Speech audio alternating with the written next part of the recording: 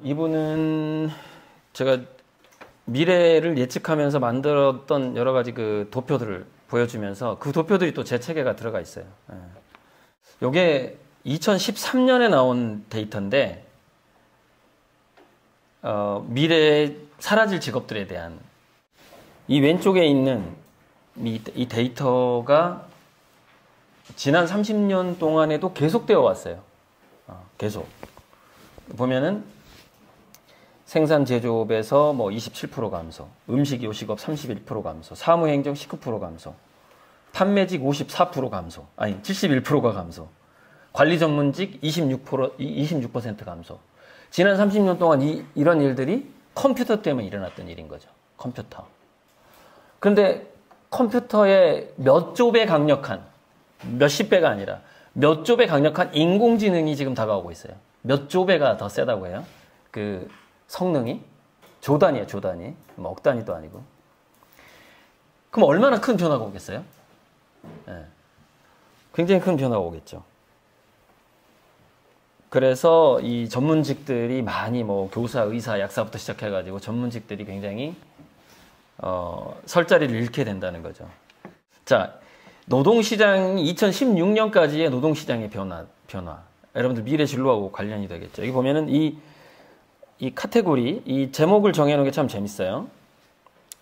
비반복적 지적 업무 종사자.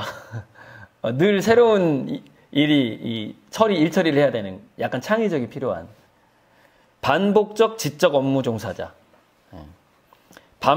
반복적 육체적 업무 종사자. 맨 밑에 비반복적 육체적 업무 종사자. 비반복적 육체적 업무 종사자 중에서 제가 지금 머릿속에 딱 생각나는 거 이렇게 뭐 건축 노동자? 매번 건축 환경이 다르니까 집이 평수가 다르고 그 주인이 요구하는 재료가 다르고 뭐. 자, 그래서 이 직업군들이 이렇게 변화해 왔는데 딱 보시면은 2015년경에 봐봐요. 딱 꺾이기 시작해요. 줄어들기 시작하는 게 있어요. 자, 여기서 비반복적 육체적 업무 종사자는 로봇, 자동화 시스템 때문에 꺾이죠. 반복적 육체적 업무 종사자, 컨베이어 벨트 시스템 역시 자동화, 로봇. 반복적, 중요한 건 지적 업무, 반복적 지적 업무도 역시 인공지능 컴퓨터 등에 의해서 꺾이기 시작하는 거죠. 근데 계속 늘어나는 게 뭐죠? 비반복적 지적 업무. 절대 반복되지 않는다. 반복되지 않는다라는 게 뭐예요? 아까 제가 일부에서 얘기했죠. 패턴화되어 있지 않다는 거죠. 예측하기 좀 어렵다. 그래서 회복력, 그 적응력하고 회복력이 중요한 지적 노동이죠. 아주 창의적이어야 돼요. 창발적이어야 되고. 그쪽은 좀 제가 여기 도표를 두 가지를 그려놓은 것 같은데 그려놨는데 2030년이라고 줄을 쫙 그어놨죠. 이게 제가 예측하는 AGI의 보편화 시점이에요. 즉 지구상의 전체 인간의 IQ를 다 모은 것보다 영리한 인공지능이 보편적으로 서비스가 되는 시점을 저는 2030년으로 일단 기준을 잡은 거죠. 2030년을 기점으로 상황이 많이 바뀌는 거죠. 즉 비반복적 지적 업무 종사자들 중에서도 대다수는 밑으로 추락해버리죠. 왜? 그것마저도 인공지능이 할 거니까. 그것마저도. 그럼 비반복적이면서도 굉장히 창의적이어야만이 이제 극소수가 계속해서 그 어떤 자기 일을 갖게 되겠죠. 근데 여기 보면은 또 이제 비반복적 육체적 업무 종사자가 이게 뭐냐면은 제가 여기다 자존감 노동이라는 제목을 달아봤는데 노동과 놀이하고 취미가 구분이 안 되는 세상이 오게 되어 있어요. 왜냐면 인공지능 로봇이 많아질수록 인간의 노동은 그러니까 우리가 뭐 농담 중에서 이런 게 있죠. 너 장난하냐 그러는데 실질적으로 인간의 모든 일들은 장난이 되기 시작해요. 인공지능 로봇에 비하면은. 그런데 중요한 건 이걸 여러분들이 알아야 돼요. 인공지능이 사유재산하고 돈을 가질 수 있는가라는 것이죠. 인공지능을 활용한 사람이 갖게 되겠죠, 돈을.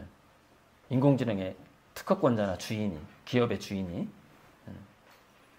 그럼 무슨 얘기냐? 한번 생각해 보세요.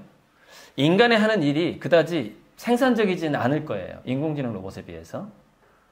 그래서 인간들은 취미 활동처럼 일을 하게 되고 노동 자체가 문화가 되고 저기 유럽의 어떤 축제 중에 그 나무 돌 나르는 축제하고 나무 토막 나르는 거하고 도끼질하는 뭐 축제 기간에 도끼질로 누가 더 나무 빨리 베나 이런 놀이 같은 게 있는데 그게 다 어디서 왔죠?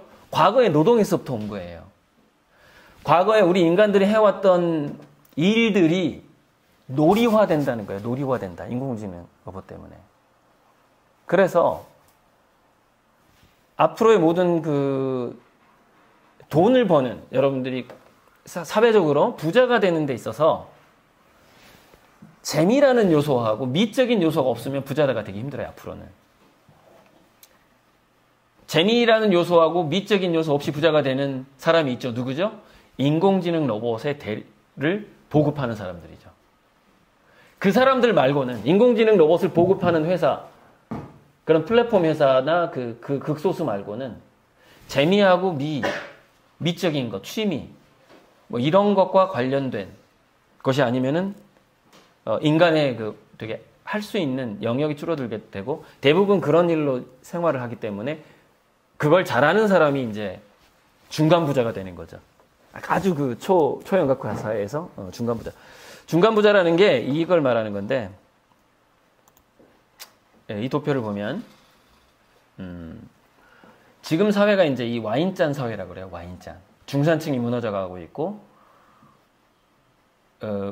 대기업이 굉장히 많은 사내 유보금을 몇백 조를 가지고 있고 그 다음에 가난한 사람들 여전히 있고 그런데 이게 이제 소뚜껑으로 바뀌죠. 대기업들이 망하기 시작한다는 거죠. 밑으로 내려오게 되죠. 물론 이게 시간이 얼마나 걸릴지 나도 잘 예측하기가 참 힘든데 여기서 인공지능하고 로봇 때문에 이제 이런 일들이 벌어지죠. 자, 이거부터 볼까요? 일자리와 놀자리의 변화. 월급은 계속해서 종말을 맞이한다는 거죠. 월급 받는 데가 사라진다는 거죠. 갈수록. 기기 이코노미. 월급이 아니라 건 바이 건. 알바 시대가 온다는 거죠. 프리터족이라는 말이 있죠. 프리터. 놀자리가 많아지는 거예요. 근데 일자리가 줄어들고 놀자리가 많아지게 되면은 뭐랄까 가치관이 바뀌어버려요. 가치관이. 즉 예전에는 일을 잘했던 사람이 박수 받던 시대였는데 이제 잘 노는 사람이 박수 받아버려요. 그리고 더 많은 부를 쌓게 돼요. 그게 지금 여러분은 예전에는 특정 뛰어난 연예인들이나 영화 배우들이 누렸던 부가 지금 굉장히 많은 유튜버가 누리고 있는 거 보고 있죠. 그게 그 변화의 경향성이에요. 말도 안 되는 거 가지고 뭐 매달 몇 억씩 벌잖아요. 그 말도 안 되는 것 중에 잘 먹는 거. 먹는 거만 맛있게 먹는데 몇 억을 벌어. 그 영상만 보여줬는데. 그죠? 게임을 하면서 막 흥분을 하는데 몇 억을 벌어. 여기 뭐가 굉장히 중요한 요소죠? 재미입니다. 재미. 흥미, 재미. 이 경향성이 멈추지 않는다는 거예요. 더 가속화됩니다. 더 강해지고. 왜? 가치관이 변해버리는 거예요. 더 잘 노는 사람이 위대한 인물이 돼가는 거예요. 예전에는 정치를 잘하고 일을 잘하고 변호 업무를 잘하고 이런 사람들이 그다음에 의사 수술을 잘하고 위대한 사람이었어요. 예전에는. 그거는 일자리의 시대지. 일자리 시대의 가치관이죠. 놀자리 시대의 가치관은 달라진다는 거예요. 인공지능 로봇이 때문에 이제 그렇게 바뀌어버리는 거죠. 그래서 지금 의미에서 실업률은 이게 UN 미래보고서 2050에 나오는 거예요. 궁극적으로 2100년 안에 모든 인간은 99.9%가 실업자가 된다. 지금 기준입니다. 일자리의 기준으로. 그러나 놀자리의 기준으로 보면은 2100년에는 99.9%의 인간이 놀면서 잘 살게 된다라는 말하고 같은 거예요. 이 도표는. 비관적으로 볼 도표는 아니에요. 해석이 관점에 따라 달라지는 거죠. 자, 그래서 지금은 이 중간지대가 사라지는 시대다. 중간지대, 일자리의 중간지대, 중간적인 능력, 이 인공지능 로봇에서 사라진다. 그러면 어떤 능력이 남느냐? 중간에 몸을 쓰는 암묵지, 즉 데이터화되지 않는 경험을 많이 쌓은 사람. 요리사도 그 중에 하나거든요. 네, 요리사도 그 중에 하나인데, 보면 국가대표, 예술가, 명장, 상담가, 복지 서비스 관리인, 농부, 목수, 이런 게 이제 암묵지를 가진 직업군이죠.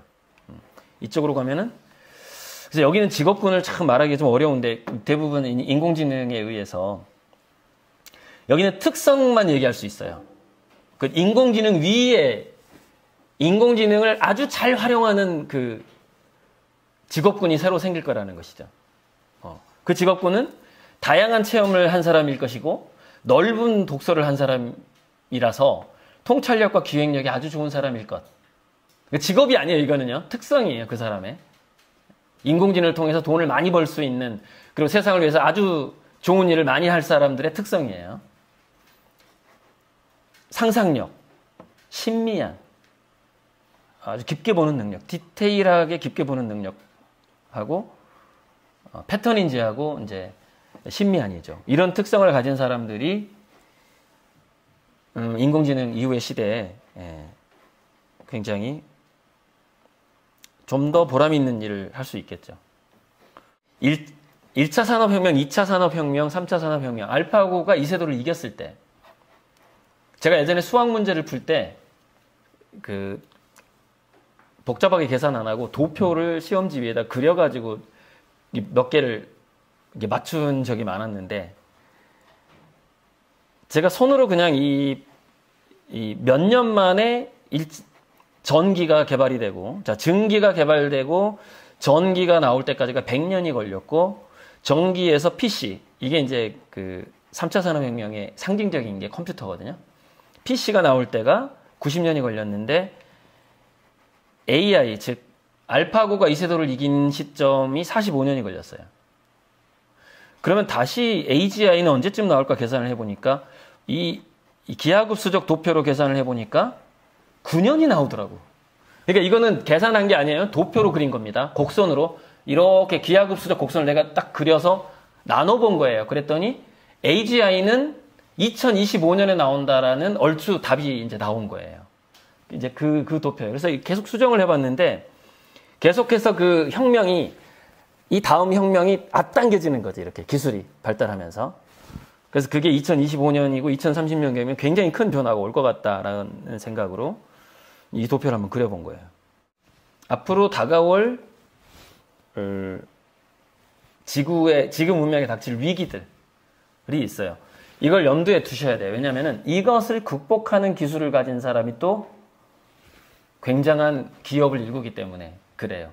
이거는 우리가 피할 수 없는. 자, AGI, 범용 인공지능, 일반지능을 우리는 피할 수 없다. 두 번째, 전염병 피할 수 없다. 더 강력한 전염병이 온다. 피할 수 없다. 언택트 비대면 피할 수 없다. 얘야. 이번에 코로나는 이건 그냥 맛배기. 이거보다 5배, 10배, 20배, 200배 강한 게 오죠. 그 다음에 우리나라 백두산이 화산 폭발 위기에 있다. 뭐 이런 거. 우리 한국이 피하기 힘든.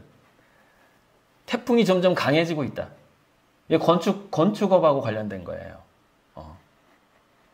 지진. 원자력 발전소 이거 어떡할 것인가. 지진. 전쟁은 안 날 가능성이, 3차 세계대전은 안 날 가능성이 저는 많다고 봐요.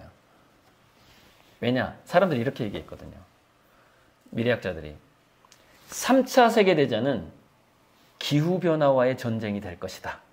이게 제가 미래학 책에서 읽었던 거예요. 즉, 사람들은 국가 대 싸울 정신이 없다는 거예요. 왜? 기후변화하고 싸우느라고, 전염병하고 싸우느라고, 이 이데올로기 전쟁이 끝난다는 거예요. 왜 끝나? 기후변화, 전염병 때문에. 전쟁을 할 수가 없다는 거예요. 걔네들하고 싸우기도 힘들어, 지금. 이번에 마스크 보급하기도 힘들었잖아요. 예. 그래서 이 전쟁은 무력을 사용하는 전쟁이 아니라 자연재해 또는 기후변화와의 전쟁을 의미한다. 이렇게 보시면 돼요. 미세먼지 이런 거. 그 다음에 AGI하고 연결된 플랫폼, 아마존, 테슬라, 구글 이런 플랫폼 기업들이 우리나라에 들어와서 이제 상당 대기업이나 중소기업들이 위기에 처하게 되는 때가 지금 오고 있죠. 네. 아무튼 질문 지금 받아도 되는데 질문할 사람 빨리 지금 하세요. 손 들고. 난 중단해도 돼요. 초등학교 1학년 때는 대통령이었고 초등학교 5학년쯤 됐을 때는 과학자로 바뀌었습니다. 꿈이. 그래서 초등학교 6학년 때 자선사업가로 바뀌었어요. 그러다가 중학교쯤 갔을 때는 외교관으로 바뀌었습니다. 그러다 고등학교쯤 가니까 철학가나 심리학자가 되고 싶더라고요. 고등학생 때. 그래서 서울대 심리학과, 서울대 철학과를 가볼까라고 생각을 했습니다. 근데 성적이 안 되는 거예요. 그래가지고 원래 미술부 활동은 계속 했었어요. 초등학교 때부터. 상도 받고 시대회에서. 그림은 원래 좀 어려서부터 잘 그렸다는 얘기죠. 그래서 일단은 학과는 부전공이나 전과를 하더라도 일단 서울대에 들어가자 해서 서울대 미대를 고등학교 2학년 말부터 준비를 해서 이제 그때는 일단 화가가 되자가 미대를 가자가 화가가 되자랑 좀 비슷한 건데 고3 때 되니까 화가가 된다라는 것의 장점을 알기 시작했어요. 그 미술학원을 다니면서 입시 미술학원을 다니면서 아 화가가 좀 장점이 있구나. 아무거나 공부해도 되는구나 이걸 알게 됐어요. 이런 생각을 했습니다. 최소 1년에 20조 이상을 버는 화가가 되자. 좀 너무 좀 상업적인가요? 그 대학교 1학년 때 한번 해볼 수 있는 생각입니다. 예. 지금은 그보다 더 커졌지만은 그 액수가 이게 내 꿈의 변천사입니다. 예. 근데 그 세계적인 화가가 돼 가면서 또 꿈이 변할 수도 있겠죠. 예. 계속 변해 가니까. 제가 질문하십시오. 예. 글쎄 독서에 대한 동기부여라. 그러니까 만권에 대한 이야기가 참 많더라고요. 뭐 5권의 수레 책을 읽고 만리를 여행해 봐야 된다. 뭐 그런 이야기도 있고. 그런데 그보다도 제가 열심히 공부를 하게 대학교 1학년 때 이제 우리 여러분 지갑에 현금 잘 안 가지고 다니지만 5,000원하고 5만 원권의 초상화 작가가 일랑 이종상 선생님이고 제 학교 은사예요. 대학교 때. 그러니까 제 지도 교수였죠. 근데 제가 20살 때 그 교수님이 이렇게 얘기를 하더라고요. 본격적인 독서는 제가 뭐 고3 때도 읽었지만은 뭐 그냥 20살 때부터라고 보면 됩니다. 30년 동안 공부를 하라고 그러더라고요, 저한테. 그래서 인문학이 좋은 그림은 인문학에서 나온다 이 얘기를 선생님이 많이 했어요. 물론 그러니까 저런 글들도 제가 읽긴 했지만 직접 제 은사님이 스승님께서 그걸 문리라고 하기도 하고 문리를 우리가 이 문자가 한자로 문자가 글이라는 뜻도 있지만 그림이라는 뜻이 있거든요. 그래서 글을 통한 어떤 문리를 터득한다라는 것 거기에서 이 필치 역시 그 문의가 나온다라는 이야기를 해주셨어요. 그래서 너가 인문학적으로 성숙하지 않고서는 좋은 그림을 그릴 수 없다. 앞으로 30년 동안 절대 돈 벌 생각을 하지 말고 그림을 그리면서 공부만 해라 그러더라고요. 20살 때 제가 들었던 이야기입니다. 그 이야기가 제 책에 써놨습니다. 앞부분에. 그 선생님이 나한테 해준 이야기를. 그러니까 단순하게 그 추사 김정희의 저런 말을 듣고 어떤 그 동기부여가 된 게 아니라 굉장히 이제 나름 한국에서는 거의 굉장히 영향력 있는 화가분이 이제 서울대 가기를 참 잘했던 것 같아요.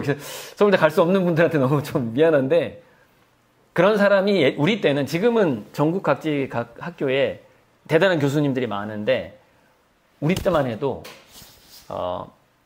좀 좋은 국립대에 좋은 교수님들이 있을 확률이 높았습니다. 지금 각지에 막 흩어져 있지만은. 그래서 대학을 간다라는 것은 두 가지 목적이 있어요. 좋은 멘토를 만나는 거하고 좋은 친구를 만나는 거예요.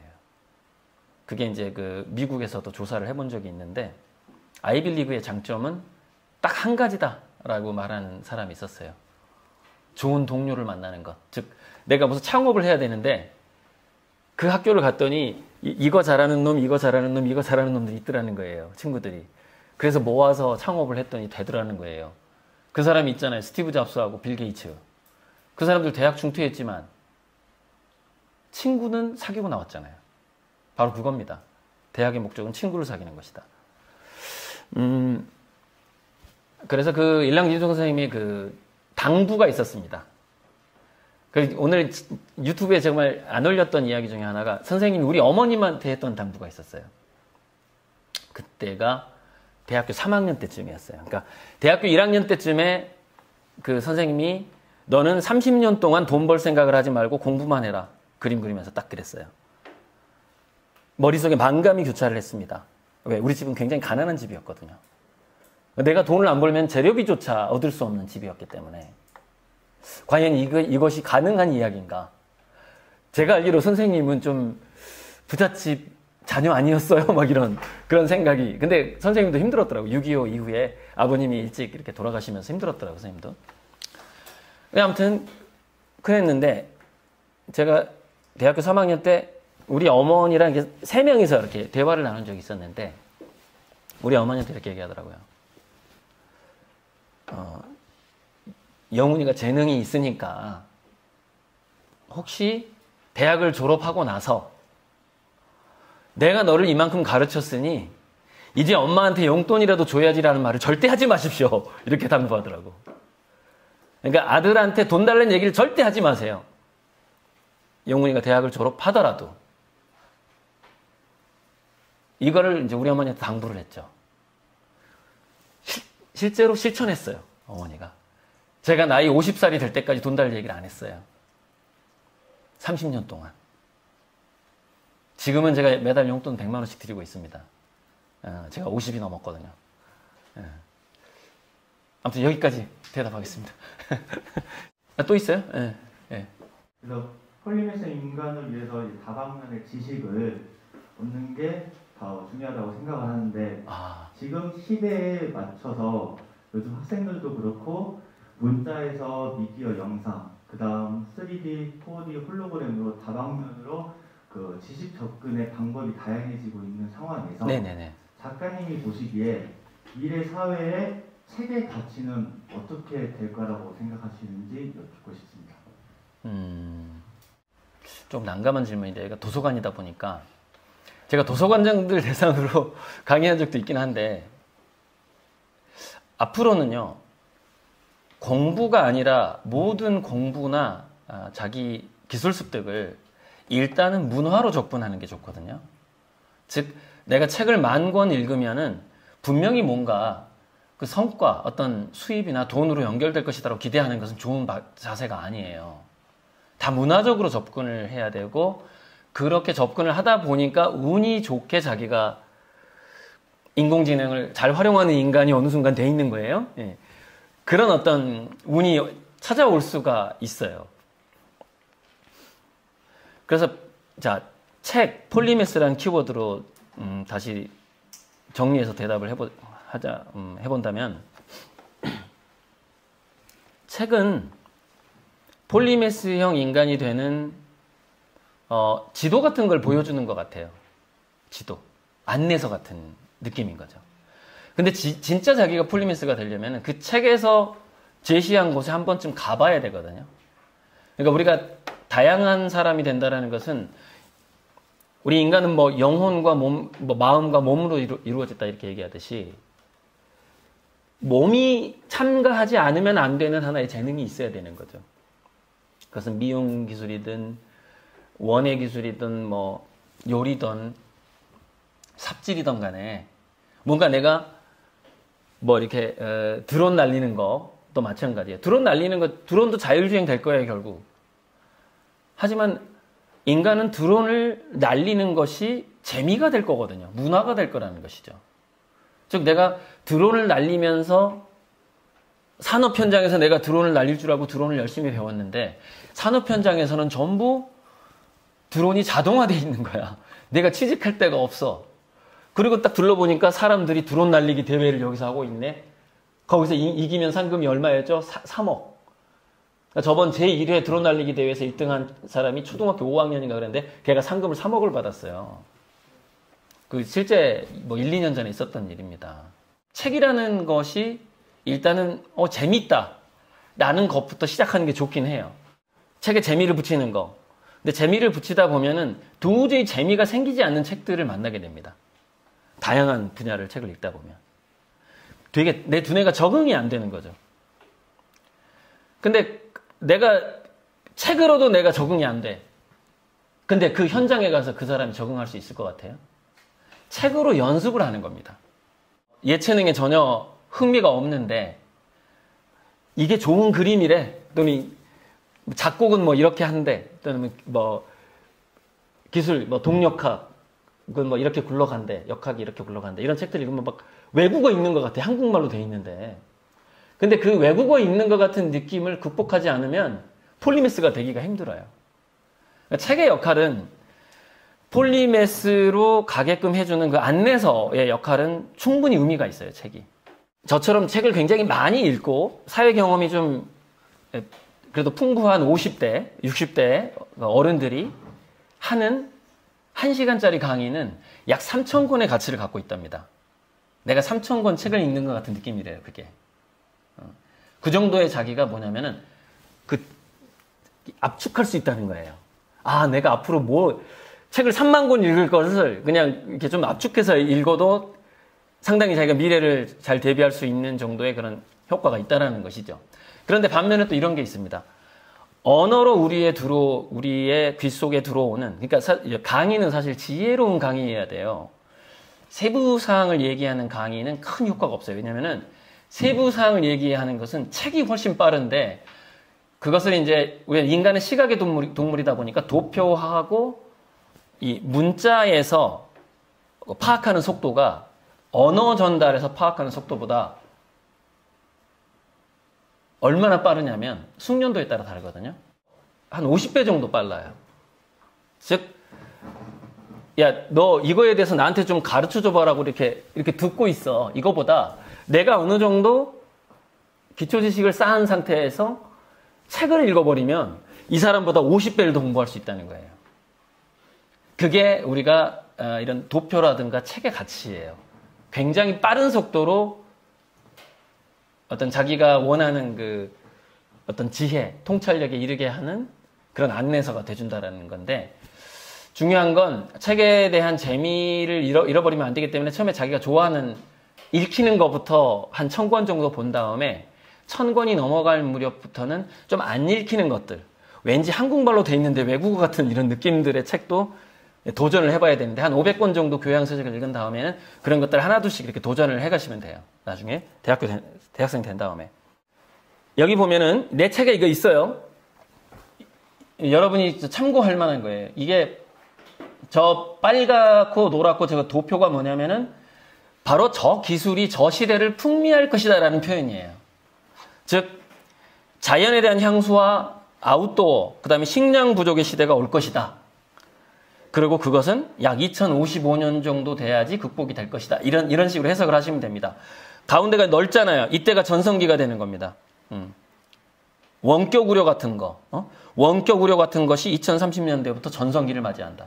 뭐 이런 거예요. 무인차 인공지능 경제가 지금 이미 시작을 했고 2025년부터 많이 커지죠. 뭐 이런 겁니다. 그리고 여기 교집합. 이 교집합이 있잖아요. 이 세 가지 원의 교집합이 있죠. 이 교집합이 뭐죠? 돈을 가장 많이 벌 수 있는 영역을 의미합니다. 자, 다음 도표. 식량난과 곡물가 상승이 계속 이어지는 과정에서 실내 농업의 시대가 온다. 또는 지하. 그리고 이제 바이오 나노 시대가 점점점 이거는 끊임없이 발달을 하죠. 왜? 나노화는 끝도 없으니까. 계속 나노화가 되겠죠. 기술들이. 스마트 더스트가 나오고. 즉 인공지능이 공기지능이 되는 거예요. 공기 중에 인공지능이 돌아다니게 된다는 얘기예요. 그리고 바로 그 공기 중에 공기지능과 공기지능으로 우리는 뭘 극복하게 되죠? 기후변화하고 환경오염을 극복해내게 되는 겁니다. 즉 바다에 있는 플라스틱 쓰레기가 있죠. 그거 이제 태양광으로 움직이는 인공지능 로봇이 바다에 있는 플라스틱을 다 제거하게 되는 것이죠.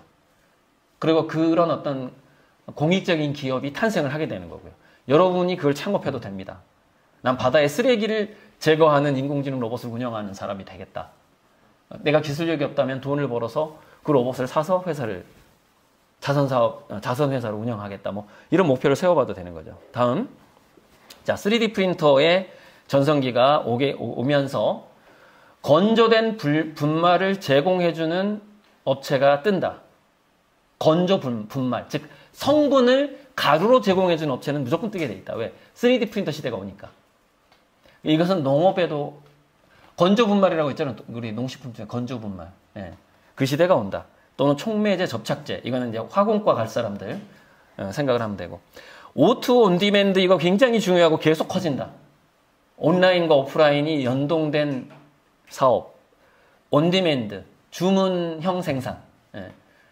니즈를 파악하고 생산해서 재고가 남지 않는 온디맨드. 그 다음에 IoT 알죠? 웨어러블 사이보그. 입는 로봇이 전성기가 오게 된다. 왜? 사람들이 나이를 많이 먹거든요. 다리에 힘이 없어. 그래서 인구의 50%가 외장형 입는 로봇을 입고 다녀. 그런 시대가 오다가 DNA, 그 근본적으로 골다공증을 없애고 몸을 건강해주는 것은 좀 그 다음에 오는 거죠. 그 다음 세대에 오는 거예요. 바이오가 완벽하게 인간을 다시 영노화, 다시 젊게 만드는 기술은 좀 더 오래 걸린다 이거죠. 외장형 로봇보다. 자, 무한동력의 시대가 온다. 에너지가 공짜가 된다. 각 가정의 발전소가 영원한 젊음이 온다. 우주여행이 시작된다. 그 다음에 원자조립 시대가 온다.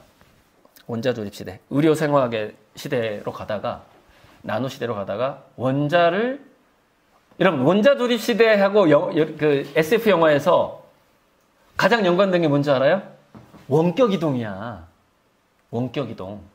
우리 인간의 원자가 저쪽으로 전송이 돼야 되거든. 예. 그 전송이라 그래. 아무튼 나오잖아. 그 스타트rek에 보면은 이동하잖아요. 이렇게 내 몸 자체가 이동해 버리잖아요. 그게 이제 원자조립의 시대예요. 그게 그 시대가 온다는 거예요. 예. 일단 이것으로 강의 마치고요. 그 다음에 추가 질문 시간 있으면 받도록 하겠습니다. 20분 딱 됐네요. 감사합니다. 예.